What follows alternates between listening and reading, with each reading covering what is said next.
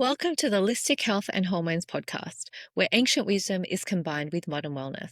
In today's episode, with guest Lida Johnson, Longevity Loop, Daily Habits for Lifelong Benefits, we're diving into the small yet powerful rituals that hold the secret to a longer, healthier, and more vibrant life. From morning routines that ignite your energy to nighttime practices that enhance cellular repair. We explore how simple daily actions done consistently can help you thrive, not just for now, but for decades to come. Whether you're seeking more vitality, clearer thinking, hormonal balance, or graceful aging, this conversation is packed with practical tools and timeless truths to support your health span, not just your lifespan. So grab your herbal tea, take a deep breath, and get ready to discover the habits and foundations that wait for lifelong wellness. Let's jump in.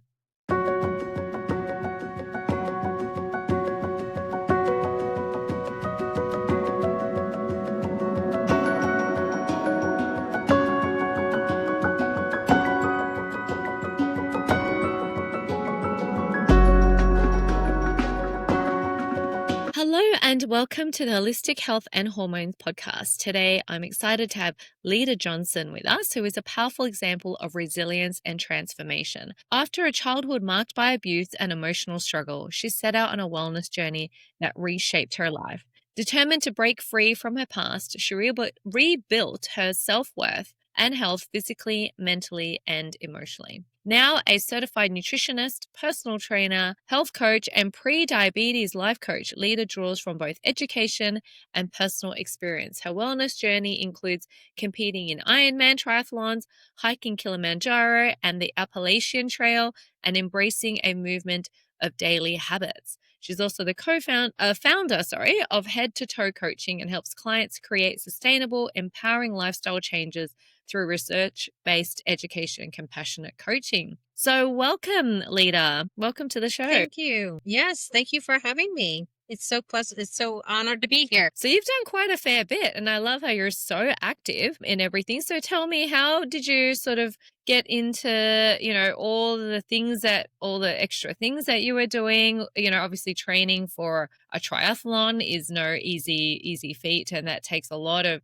daily habits, I guess, as well as hiking Kilimanjaro, all of that. So tell me, what sort of made you get into the whole wellness journey? Well, I took a meandering journey through corporate America. But as a kid, I'm a little older, so I grew up with a generation where your parents let you out and you played outside all day long. So as a kid, I was never in the house. And we were always riding our bike or on the skateboard.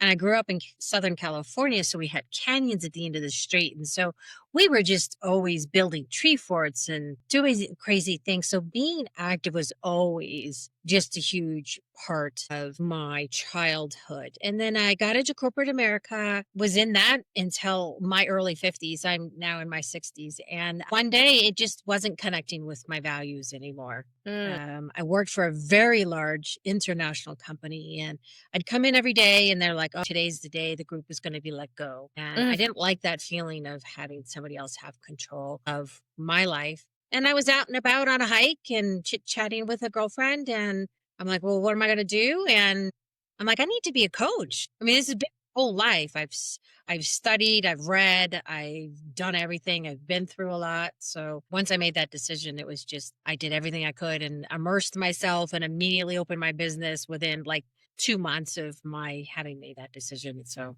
it's been really great. Amazing. Tell us what got you interested in really competing in Ironman triathlons. I mean, you got to swim, you got to run, you got to bike, like all of those things, as well as, really being able to be so healthy. So what was that like, training for all the triathlons over the years? It's daunting. When I first started getting into it, I was just very overwhelmed with the idea. And I did my first Ironman at the age of 40, and I had never even run a marathon before. So I'm like, I can't do this thing. So I'll talk about it in terms of miles, and if you want to translate it. So it's a 2.4-mile swim, a 112-mile bike, and a 26.2-mile run. I hadn't even just done the run alone, so I was just terrified. So I signed up for the Disney Marathon, which was in January, and my race was going to be in November of that year. But I hired a coach And he kept saying to me, trust the process, trust Mhm. the process. Because I didn't do all those activities. Like if you're running a marathon alone, you might go out and run a 20-mile day or 22-mile day and feel pretty good. But adding in the swim and then the bike and then the run, Yes. Yes.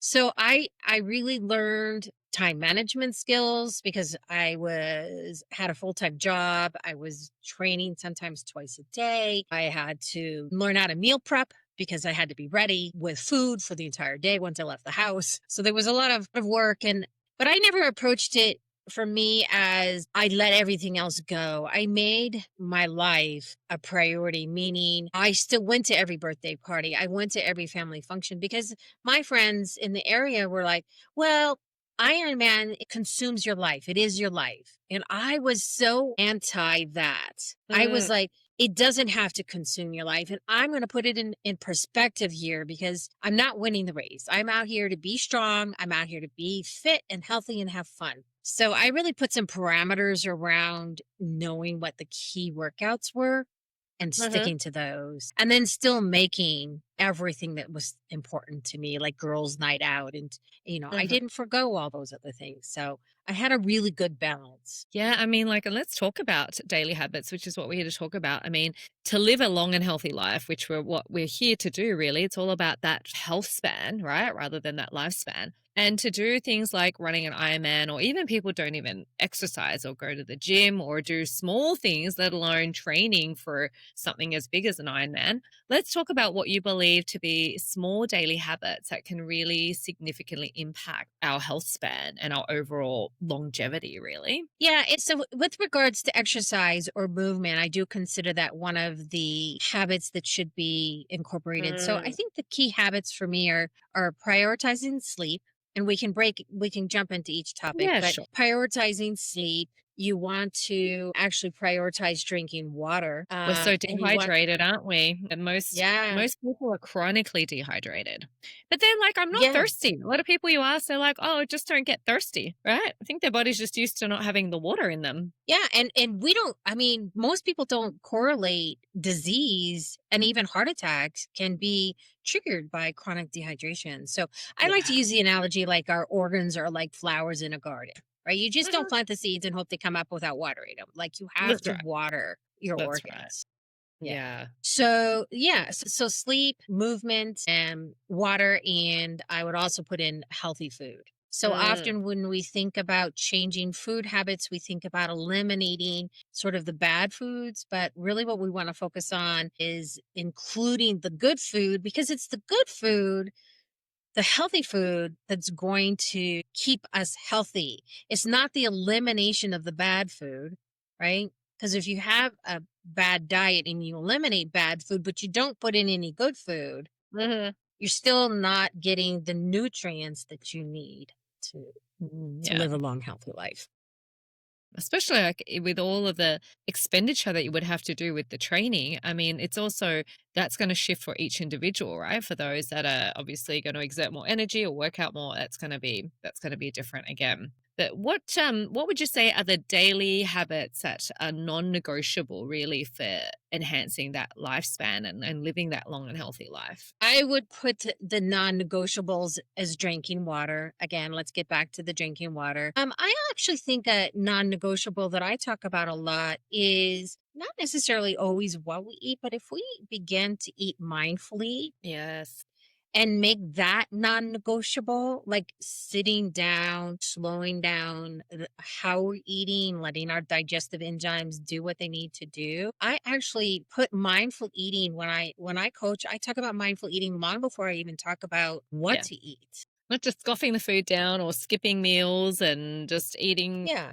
on the run or skipping a meal Yeah, or in front of altogether. the TV, right? Yeah, the TV, on your Or the phone, television. eating and doing a million other things, right? Multitasking. Yeah. Yeah.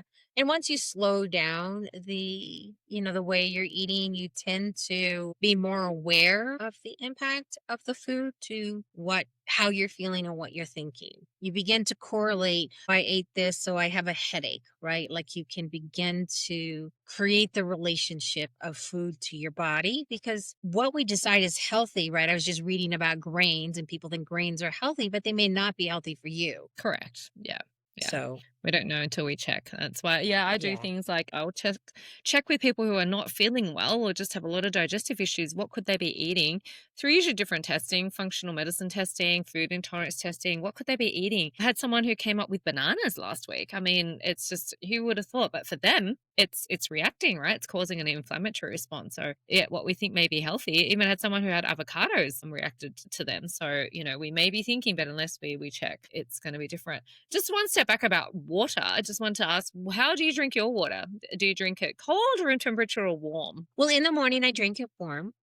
Nice. Yeah. So I think, we dehydrate, we breathe all night, we exhale air and water all night. So we do need to Mm, replenish. And that's a mm, habit that I help people through. Like we might stack that habit on top of brushing teeth. So mhm. drink water.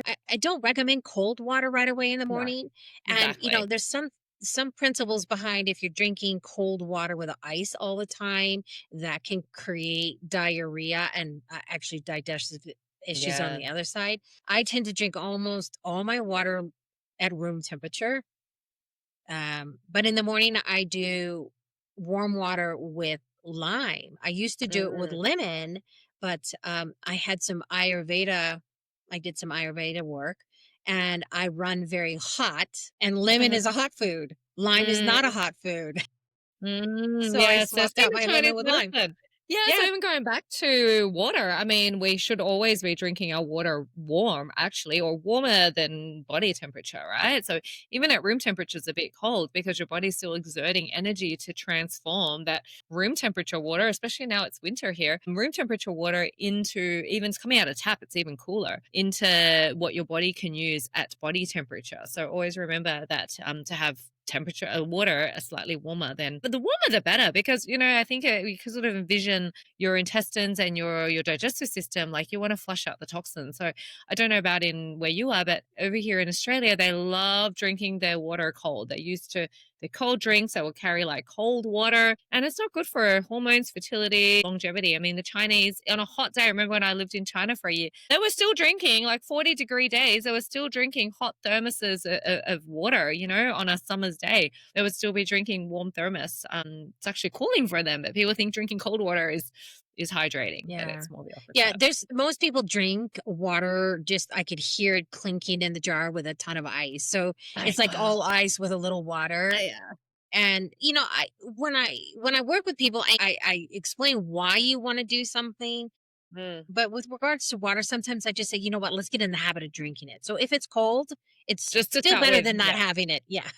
True. And then we'll kind of ease off of that. But through my training, I actually had to learn that almost all of my food, like if I would take lunch food, I wouldn't microwave, I wouldn't heat it up because I didn't have the time. So I learned to like a lot of things just to room temperature.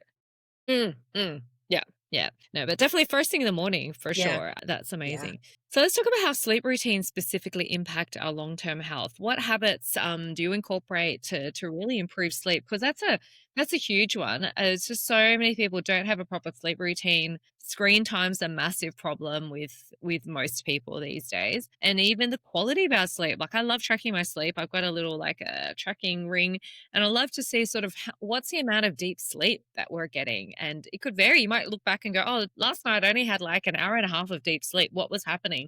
Was I on screens more? Was I stressed? It's sometimes good to know certain patterns and just recognizing, people wake up tired. And I'm like, have you checked your sleep? And sometimes I've only had like 30 minutes of deep sleep out of 7 hours. Yeah. And I think that we have a problem, at least in our society, of it's a badge of honor to say, "Oh, I can function on 4 hours of sleep." And I'm like, well, that's not a badge of honor that I want. Like, we need sleep, right? We need sleep to heal and repair our bodies. That's when, and we need deep sleep and we need REM sleep. And, they heal and repair our body, or they decompress all of the thoughts and, things that went through our mind during the day. When I work with clients, it's usually let's get into a sleep routine. Let's create that for you, Ugh. but let's prioritize it. Like, let's start with, if they're getting 4 hours, we target 5 hours and then 6 hours, because going from 4 hours to 8 or 9 hours stresses them out. They're like, there's no way I could do Mm, that. So we often back into, okay, when do you wake up? Then if you back in 7 hours from that, then you need to be in bed or getting ready to sleep by 10. Then you need to back into that another hour. mhm, We need yeah. to turn off our electronics. We need to turn off the TVs. We need to unwind. And that's the hour before bed is usually when I have people think about getting ready for the day, for the next day. Meal prep your food, get your food ready for what you're taking. Do some reading, do some journaling, do some Mm. meditation, but get away from the phones. And don't put those phones in the bedroom, people. Oh, I You know, need to just right? get Yeah, them out of especially there. yeah, yeah. Don't have them on, don't have the notifications on, don't have it I usually keep mine on airplane mode. I mean, it's just yeah, why be disturbed? Or have it on do not disturb, and at the end of the bedroom or in the next room, like, you don't need to hear all the notifications binging or going off all night. Yeah, and I have a do not disturb. And I had a client who would wake up, and the first thing she would do is turn on her phone and start checking messages. And so talked about getting natural sunlight and the reasons why you want to get natural light in the morning. So she put her phone away, and now she was getting an hour to 2 hours of sleep in the morning more, because she didn't crave getting on the phone. Yeah, or people would wake up in the middle of the night with you or insomniacs, and they'd be getting their phones and you wonder why they're still not sleeping. They'd be on their phones from 1 Yeah, to 2 a.m. or yeah. something. So it's so terrible. And Yeah, it's I'll it's tell not you a little story. I got hooked on, oh, I don't even know, that game where the diamonds fall out of the sky and you try, or Oh, Candy you try to Crush? Candy Crush. Yes. I got hooked on that.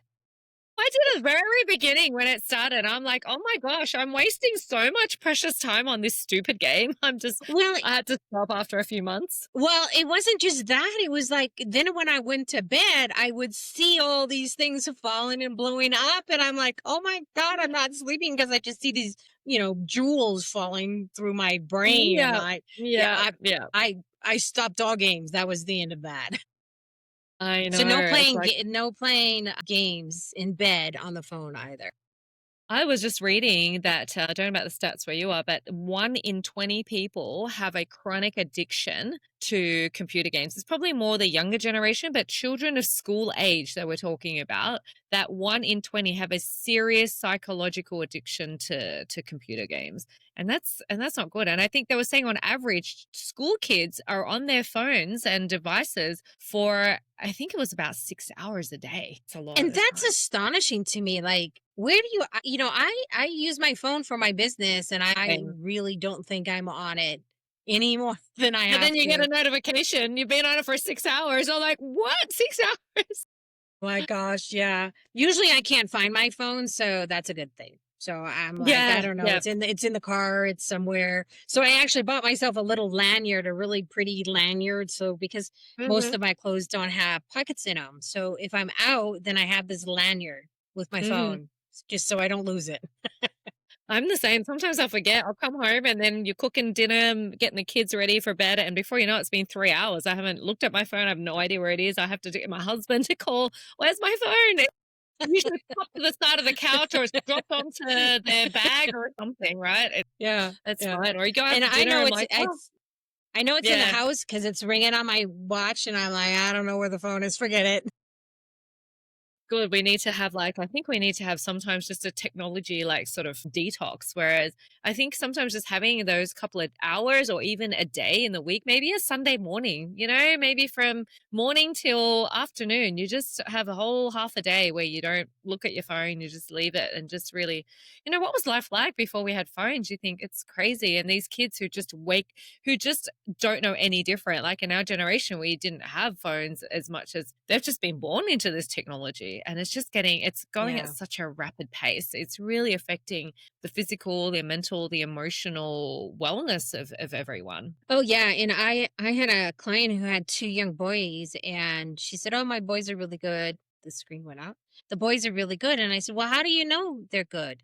Like, where's their phone?" And she's like, "Well, it's in the room with them." So she actually started Mm. putting a basket outside of the bedroom. So their iPad and their phone would go in the basket Oh, as they nice. went into the room for to go to bed, so she Mm. knew they weren't Yeah. on it and she could see it. She wouldn't have to disturb them and say, "Hey, boys, where's your phones?" Yeah. And so that became their routine is they just dropped them in the basket when they went into to their rooms to go to bed for night. There's a couple of restaurants here in Sydney where you go and put your phone in a locker so everyone at the table. So say if you're going to dinner with all friends, instead of having being disturbed or not being present, we go and we went to dinner with all of our cousins and friends and we locked our phones into this safe into, at the beginning of the restaurant. So you're not disturbed. I mean, surely you can go without your phone for 90 minutes, have a meal and actually talk instead of you go to the restaurants and you see the whole family. You've got the husband, the wife, the kids, they're all in their devices. It's like, what are you even doing at a restaurant if you're just going to be on your I know. devices? I agree. And it's so expensive to go out. Enjoy it. Eat the Exactly. food. Like eat slowly. Enjoy the meal.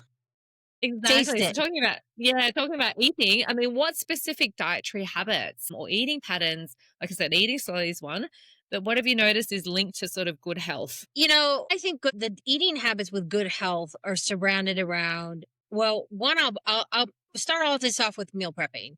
Like Yeah. when you go to the grocery store, meal prep. Come home, clean your vegetables, chop them up. So first of all, I would start with reading your labels. Yes. Right?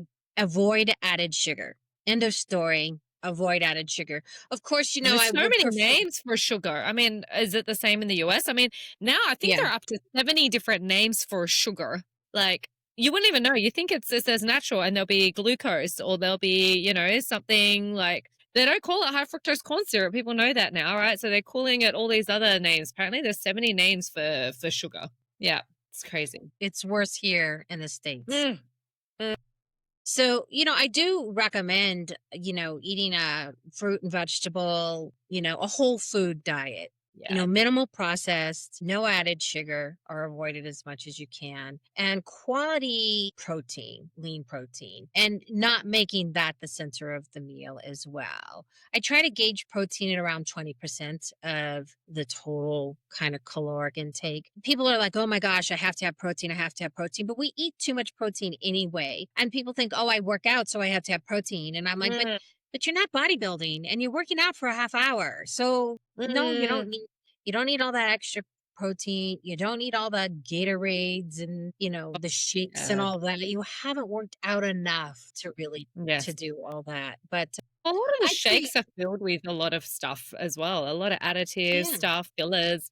They're eating a lot of them who are going to the gym, even if they're just working out for like an hour, half an hour, and a couple of times a week. They're having all these whey protein shakes, and who knows what's in a lot of those shakes, really. Yeah. Yeah. And I've been doing a green drink in the morning. So I make a green drink, which has got, celery and spinach and avocado and an Uh-huh. apple for some Uh-huh. sweeteners. So if you don't like vegetables, then try to do a green drink. Green smoothie, yeah, green smoothie is good because I don't think people get enough greens at all in their diet. Like hardly ever. They don't get enough fiber and greens. So green smoothie is a good way of doing a concentrated greens, good organic greens powder. Yeah, I find that helpful. And the one thing that I'm astounded about, and I'll bring up the topic of our bowel movements. I'm always surprised that people don't have a bowel movement every day or multiple bowel Yeah. movements. And I'm like, that's literally toxic SHIT. You need fiber, you need the water, you need to urinate out the toxins. You need to have bowel movements to do that. And I'm always astounded that people think it's very normal. I have a bowel movement like once every 3 days. And I'm like, Once a week. I had a client who was going once every week or once every 10 days, and she thought that was supposedly normal. Like, she goes, I've had it my whole life, like to go once a week. I said, where's all that food that you're eating going? Like, it's going somewhere. It's going into, toxins and as bloated as anything, right? And that's the biggest problem. If you're not pooping out what you're eating after each meal, who knows what your digestive system is obviously off track for sure. Yeah, the norm, or every 3 days. It's crazy. Like, yeah, but that's what they thought is normal. And we've recently heard that bowel cancer is one of the biggest cancers on the rise right now. So, with that, with people's digestive issues, they're not pooping out, they're not drinking water, they're not flushing out what they're eating on top of what the rubbish that they're eating as well. I think it boils down to the rubbish. I think that, it's interesting when you look at the food pyramids from around the world. Have you ever done Yeah, that? Yeah, that's fun. That's it's fun. totally changed now, right? I mean, the food pyramid hasn't really changed, and that the way that we're eating is still much the same. I mean, back in the days, I think the food pyramid was done in the 50s or 60s, I think. 60s, I think it was. And it's like the carbohydrates is right at the bottom, and then you've got like a little bit of fat at the top, and just all the rubbish that they've really, it's all backwards, I would say. What are your suggestions? What is your opinion on the food pyramid? I think it's horribly backwards. I think it's completely upside down. And, in North America or the US anyway, I mean, our food pyramid was bought by the Yes. dairy industry and the beef Correct. industry. And we think that the government's they're looking out for us. But, when you really dive into this information and who's paying for Yeah. it and what they know and what they're telling us, it's Yeah. really scary. Yeah, we could spend a whole podcast talking about that for sure. It's all where money, follow the money. And that was it. None of the testing, they were just like, apparently was all paid for by dairy farmers. I mean, they're like, drink a glass of milk a day. Even in Australia, it's the same. People drink so much milk and they don't realize that dairy and milk is one of the biggest problems of inflammation. Dairy, they think that we need to have dairy. My clients are probably yours are the same. They're like, where am I going to get my calcium from? No, that's this misinformation that calcium only comes from drinking milk, right? Strong milk, strong teeth. You had that. Yeah. I don't know if you saw ads back in the day because we had them here where you had the milk mustache and it was like healthy Yeah. milk and yogurt in Australia. Same probably in the US, Yeah. probably copied. Yeah.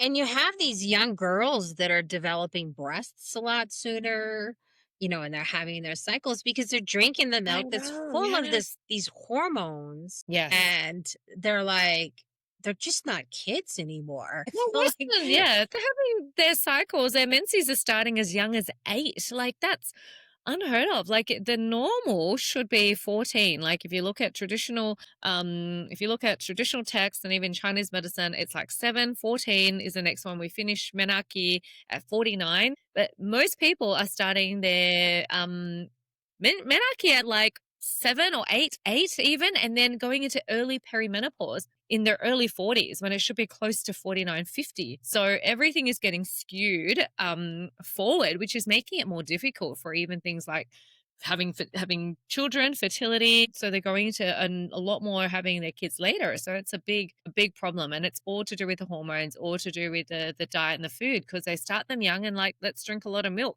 So there's a huge, huge dairy intake that I've seen with most people in the Western world. Not as much in the Asian cultures, because most people are lactose intolerant. yeah, I agree. And we, as in America, we drink. I haven't had milk in a long time. I don't like the taste of milk. I never did. Mm, But mm.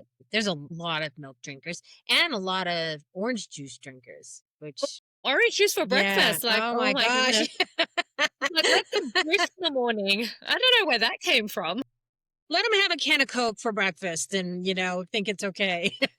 It's yeah, or a V. It's not Coke. It's a V, and then it's a Coke for lunch and coffee Yeah. and caffeine. It's massive. So let's go back to movement and exercise. You were talking about how daily movement exercise. What do you recommend as what's your go to as sort of the exercise regime for long term health? Because a lot of people, even with Ironman, I mean, that's very hard on the body, and there is so much stress that you put the body through. Like, I've heard of marathon runners actually shortening their lifespan because of the consistent sort of stress on their body, as opposed to more gentle exercises like Pilates and yoga. So, what's your take on movement and exercise? Well, first, let me talk about the difference between movement and Mm, exercise, right? So, mm, movement is good for your wellness. It's like taking the dog for a walk and you're outside and you're decompressing. Maybe you're walking with a spouse or a friend and you're just enjoying the scenery because the dog's stopping to mark everything and you're getting vitamin D, right? That's good for your wellness. And then you've got exercise, which is good for your metabolic condition. You need exercise for your heart health. And so I would put like gentle yoga and Pilates in the movement category. And then Right. things like exercise, running, swimming, biking, Wait. kickboxing, those things that get your heart rate up. So you really need both because when you have both, it creates that balance. And I think that we get hung up on this idea that I have to exercise to be healthy. And then we harm ourselves because we Mm, don't know, we emotionally can't stop anymore. We can't stop because like I have to run because then I'm not going to be healthy, or I have to run because then I'm going to overeat, or I have to run because I burn the calories. So one, yeah. I would disengage the idea of I eat so I can run, meaning I had the brownie, so let me go run or Hmm. exercise to burn the brownie off. Or you're treating exercise as a punishment, right? So exercise becomes a punishment, or you say I exercise so I get to have this.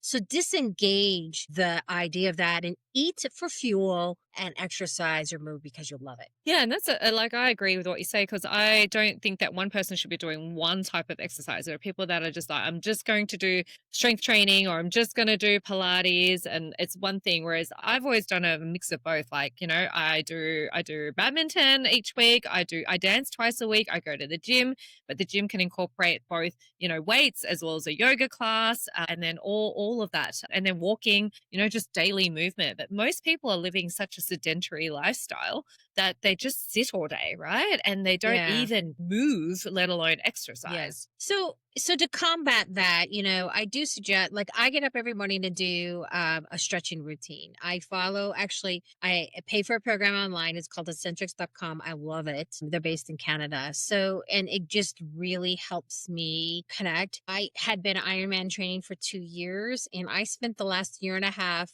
having fun, stretching, no regime, just do whatever I felt like it. And I feel so much better now. So if you're not used to moving, what I like to say Mm, is find something that you love to do, start right? small, Because even 20 minutes. Yeah, 20 minutes, half yeah, hour a day. yeah. And try to move. The one thing that I do encourage is trying to move in all planes of motion, right? So meaning we walk forward. We don't even walk backward. We walk I know. forward. Yeah, you should be doing counteracting, Right. We right? don't go side to side and we don't twist, right? So there's so much that you could do at home that, because what's in motion stays in motion. So you need Mm, to move. And it doesn't have to be a cardio program. I mean, you can get there's a woman I see walking the dog in the neighborhood and I just love her because she'll be walking the dog and while the dog is stopping and sniffing things, I'll see her doing squats. nice. Yeah. So that's Like, her. yay, That's her that's so cue to nice. do some squats when the dog is going to. Yeah. So find something that you love to do. Determine whether or not you're a solo kind of person or you like Or you group need to join a classes. team, like a team or a little group of sports to get motivated, or sign up to PT sessions, something that will get you moving. And I just recently, like, there was a client last week, he came in and he's a truck driver and he's always hunched over like this, right? So he's got a really bad back bend, whose middle of his back is thoracic. He's so bent over. So I've got him like stretching backwards, like even back bending. I said, get an umbrella, get stretchy pants or something. And I was showing him how to stretch backwards because, like you said, there are people that we keep walking forwards. In China, when I was living there, there's people just in the park walking backwards, right? And it's like we've got to counterbalance that yin and the yang, the antagonist, protagonist sort of muscle. And it's like if you're doing one thing, like if you're going to work your biceps, you're going to work your triceps, right? If you're working forwards, you're going to walk backwards.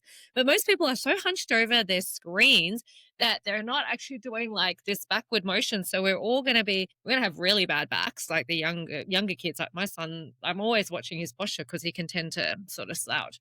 We need to do more Yeah. of the opposite effect for Yeah. sure. Well, because we should be shrinking as age. I have a client whose wife I learned just yesterday that she used to be 5'6" and she's now 5'2" and she's Wow. completely hunched over. I mean, yeah, having a long lifespan, right?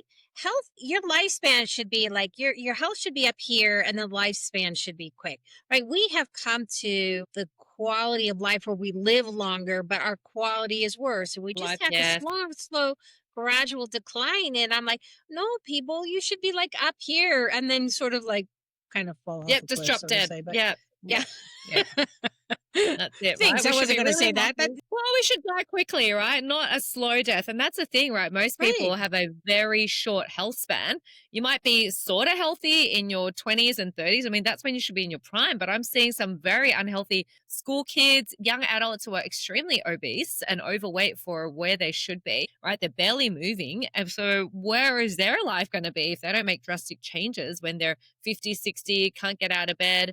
I interviewed on my last podcast a woman who's 109 years old. She's one of the oldest women in Australia, and she is so healthy. She's never, taken any drugs or medication. And she's got some great tips for longevity. But, to live to 109, still functioning, still doing everything herself is quite a feat for sure. But it's all these little daily things that we need to do to live that Yeah. long, And healthy I life. think our younger generation's gonna have a problem. I mean, I'm out we have a path right near me, and I'm out running or walking on it all the time, and I see these three boys, probably age 10, and they're on electronic scooters. Like, you're not even pushing those scooters. Come on, people. Not even bike riding, not even exerting any energy, right? No. Yeah. So the answer to your question about movement and exercise is you really need both. And I think that the biggest thing is we need to honor where we are and Mm, have a mentality of like I need to push through something. So you need to know your body well enough to know, if I push through this, am I going to injure myself or am mm, I going to be okay? I don't think that enough people have enough body awareness to know that, it's just, I'm okay. I'm just tired. And it's okay if you're tired too. I'm tired, and you know what? I might have a swim plan and I'm like, I don't feel it. So I'm gonna do stretching. yeah. I'm not gonna swim. I'm just gonna stretch. So Thing that you're passionate about. Like I love dancing. Been dancing my whole life. I've done every type of dancing under the sun, every type of style. But also just recently, just getting a personal trainer. I've never had a personal trainer in my life, and just recently I've signed up to having 3 months, twice a week, and just correcting certain things like breath work or how you're breathing when you're doing certain movements and posture wise. Like it's amazing because if you're going to go to the gym and you're going to do things, if you don't have someone just giving you a couple of guidance sessions to just get that right, then you're also, that's when injury can happen. And then when you're injured, I've had people who are elite athletes, and then they get injured, and then because they're in pain, they're not working, they're then put on all this weight, they're eating, and then they're worse than when they started. So yeah, protecting yourself from injury is a big thing. yeah, but that's because I think we get to this point where we're a little stubborn, right? Mm, So if we're injured, we just need to back off. And like, I love getting in the pool when I'm injured. There's nothing better than the pool at any yes. age. And it's always so inspirational. I go in the morning and I see a gentleman who comes in with his wheelchair, Wow. and he parks it on the side and he can get the handrails in and he gets in that water and he can move, but he can't move in the Mm, wheelchair and he can't move on land. So, there are alternatives to things that will give you freedom of movement yes. in a safe way. Yeah, yeah, it's looking for those. So I'd love to sort of touch on a bit of that emotional health and mindset. So how do you see mindset and emotional health factor into health span and longevity? Sort of what daily practices you talked about, sort of journaling.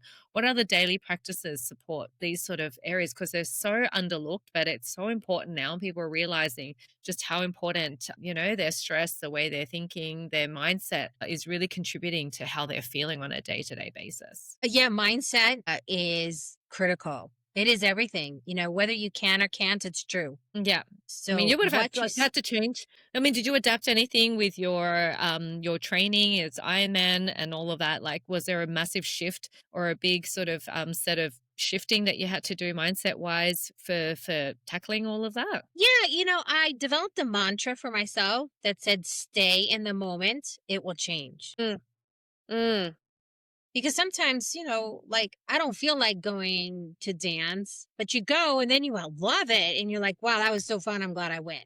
So I say to myself, stay in the moment, it will change. And there's a certain amount of perseverance and stubbornness in sort of the long durance things. And what I love about long durance stuff is that I feel every emotion in one day.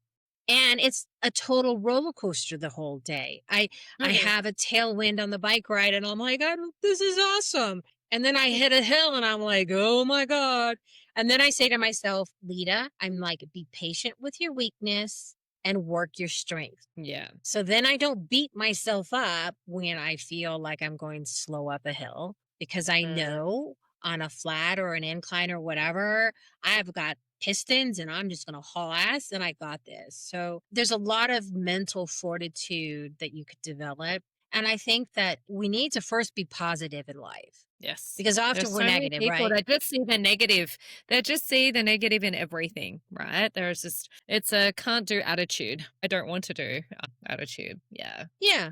So, I have affirmations. I will often send index cards to my clients in the mail and they'll write their Nice. affirmations on index cards. Mhm. And they'll have one, like I have them here. They'll write one, they'll put it in the mirror in the bathroom, they'll, put it in their lunchbox or on their computers. So affirmations is sort of helps you reset that positivity. And gratitudes, we hear a lot about gratitudes, and I think sometimes people get lost in what is a gratitude or what should I be thankful for. So Mhm. I think about three by three, three gratitudes in three areas. So three gratitudes about sort of your career, work, Mhm. job, whatever. Three gratitudes about your relationships, spouse, family, mother, father, children, whatever, friends. And then three gratitudes about yourself. Yeah. It's great So we thing. often neglect us. Like, what are you grateful for? And I'm always grateful for my resilience. Like, I have some amazing resilience, and I'm also grateful for my stubbornness too. But there's Mhm. a lot of Yep. things that about myself that I'm grateful for. So don't forget yourself in those gratitudes and just being positive and having, I think part of the mindset and what helps us live longer is having a purpose. Yeah. Yeah, they You talk know, about like even the longevity. If you look at all the centenarians, I mean, they've got something to live for. They've got a purpose, they've got family, community, social connections, and those great relationships keep them in that sort of positive mindset and purpose to keep living. yeah. And I Yeah. think the social connections is something that we're really deteriorating with. And at least I'll think about, Yeah. America is that, we don't have the neighborhoods anymore. And I think that the neighborhoods, in my opinion, started breaking down when we had garage door openers. So for Mm. me, it was as soon as you'd come home, you'd push the True. button, the garage door would go up, you'd pull You in, drive you'd click. in and then you'd come in your little garage door that was not outside. Yeah, it's very different now. Yeah. And our devices. I mean, a lot of time we don't have that social connection. I mean, even as family, as kids growing up, we had to talk to our parents at dinner time. Now they're either just eating really quickly, wanting to get on their devices, or they're doing both, or the parents are on their devices during dinner time. And there's so much disconnect in the family unit now. Yeah. People really And have even to my hold back. husband and I, we don't bring our phones to the table. Mm. Mm. And when I coach people, I'm astounded at how many people don't have a table to sit at. So Their they eat from table the is TV. covered with stuff. Yeah. They don't sit Yeah. there. They sit on the couch and they don't, they're watching the TV. Yeah, it's gotten, I think, pretty bad. I worked with a couple who didn't have a table. So they actually went out and bought one. Yep. Yep. Hey, it changed the way that they interacted and they ate. But it was something they never thought of before because they were young. It was their first apartment together. It was Yep. small. I'm like, do you guys have a table? No. Eat food on your So, lap and watch TV while you eat. Wow. yeah, Yeah. yeah, yeah. But just something like a shift in that is so it's so vital, right? So it's huge. And I guess let's talk about a bit of cognitive decline. I mean, the brain is so important. If we don't have our brain, Alzheimer's, dementia, all of that. What sort of daily habits are good for protecting and enhancing your cognitive health? I mean, we want to really be having our brain health all the way till we die, but we see a lot of massive dementia, Alzheimer's, which is almost like what type 3 diabetes they're calling it. So much Hmm. inflammation in the brain. What have you seen? I mean, I've got some tips as well about preventing that cognitive decline over time. Yeah, I think for one would keep your mind engaged. So that could Keep it mean, sharp.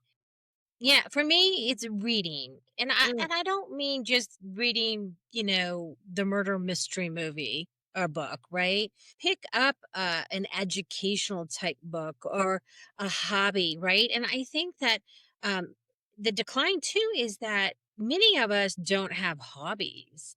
And Mm, so we don't have something to engage ourselves in, right? So we work and then we come home, and a lot of us don't have hobbies. Like I'm surprised. I had a girlfriend once who said, "Oh, I'm bored," and I'm like, "How in the world could you be bored? You're like 45," yeah. and she was bored. I was like, I "What?" don't understand that either. I had someone go, "I've watched every series on Netflix and Stan and everything, and what else is there to watch?" I'm like, "I wish I had time to watch TV, right? I mean, I'm Yeah, so busy. I don't have enough hours in a day to be bored. I need more hours, right?" yeah, but Yeah, I don't understand. so I think having hobbies and continually learning a skill Yeah, also keeps you mentally engaged. And of course, there's a lot of research on puzzles and games and yeah. things like that to keep you engaged. But I think conversing and having an outlet to talk to people is also Talking to people will keep smarter than us. yourself and just learning from Yeah. others. There's so much we can do to learn from.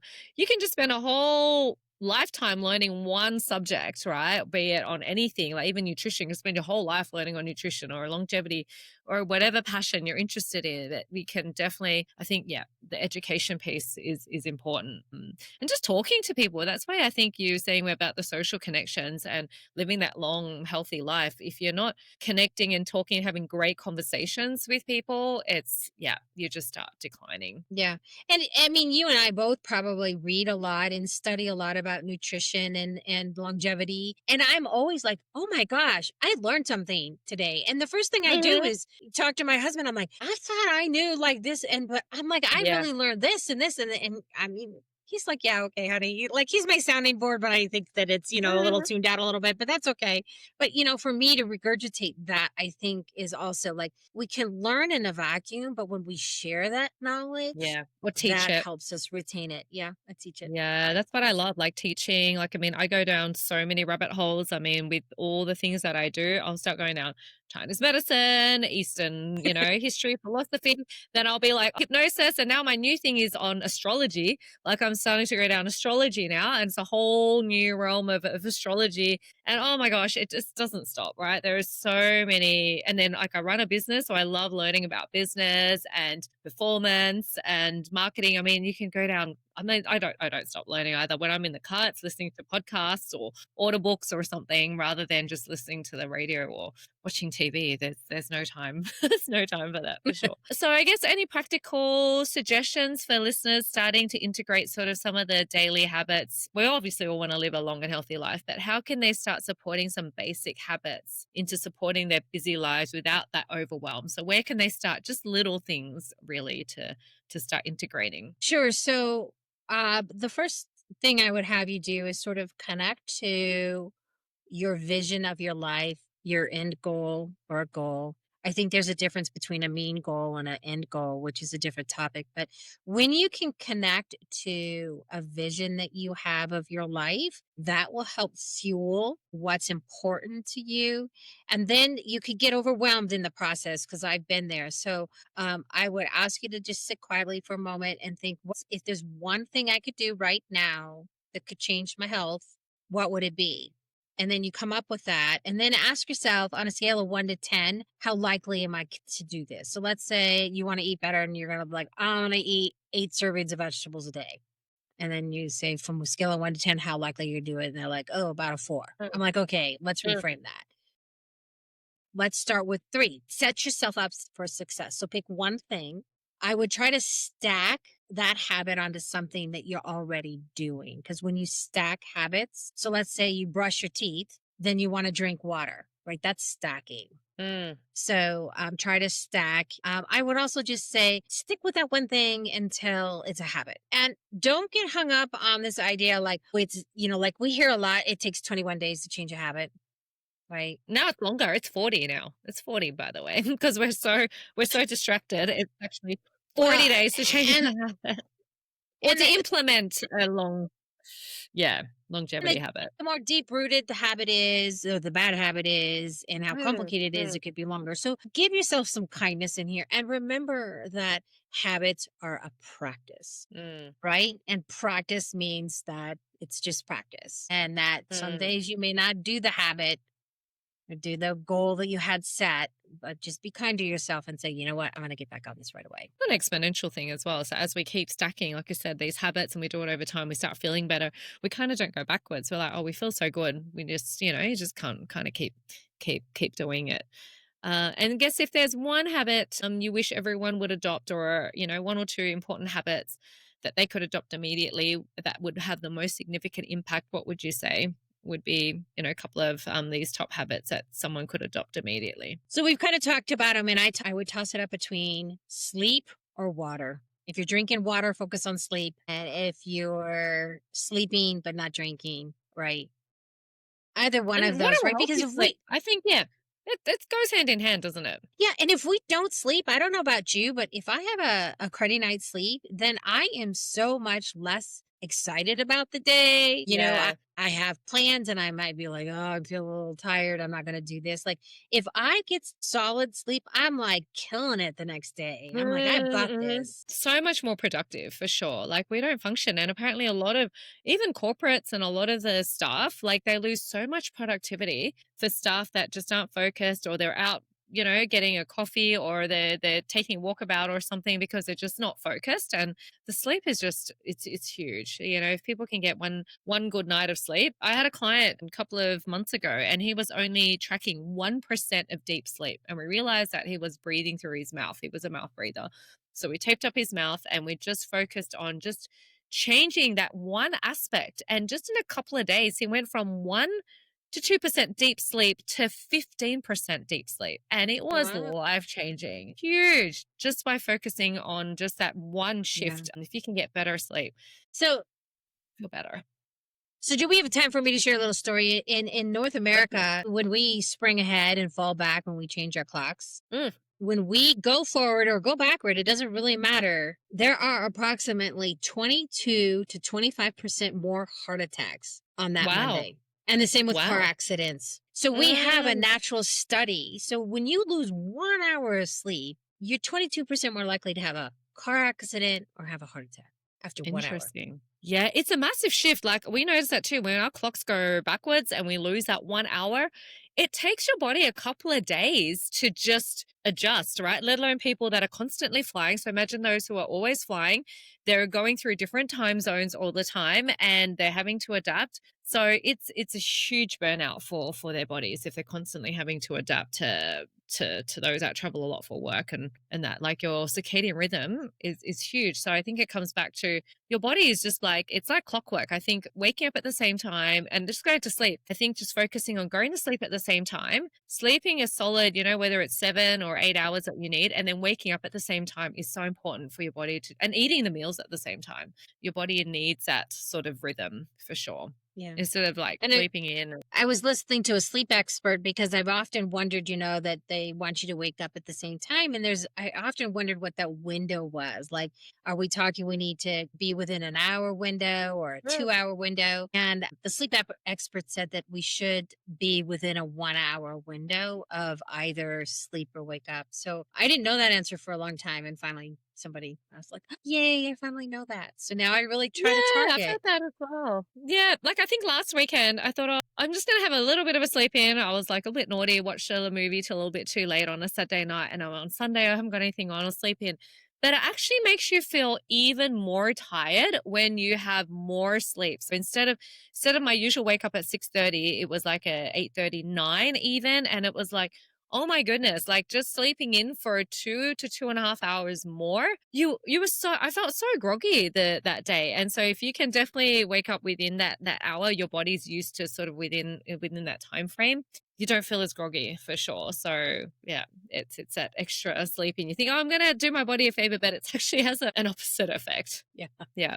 Yeah, I would have gotten a lot done in that 2.5 hour extra sleep that you had there. I know, right? I was like, "Oh, I'm gonna have that extra sleep in." Some days it's like, yeah, or I've done that sometimes in the morning. I haven't had great sleep. I may have just had a very disturbed sleep when my kids were young. They didn't sleep very well. So I'm like, after they've gone to school or I've dropped them off.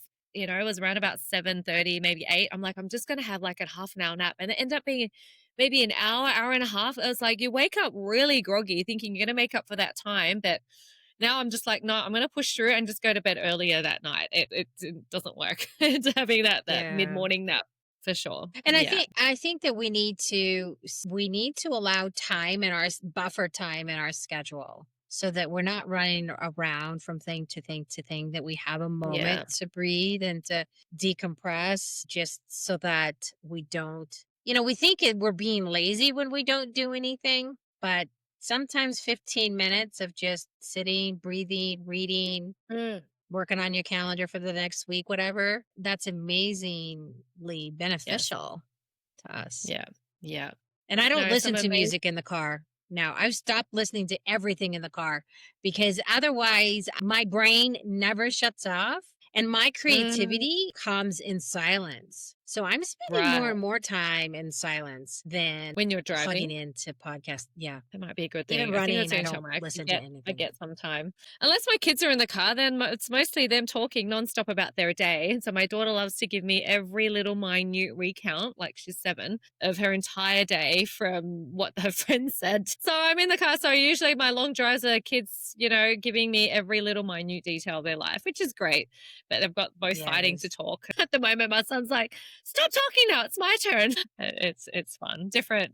Yeah, there's no peace. I need to plug in and let them talk. But no, thank you so much, Lida, for joining us. It was an Thank you. amazing Thank you. conversation. Listeners learned a lot, and we're going to post some of Lida's links if you want to connect with her. But thank you so much for coming on today. Thank you so much as well. Thank you. Thank you for tuning in to the Holistic Health and Hormones podcast. If you found today's episode inspiring or informative, don't forget to subscribe and leave a review.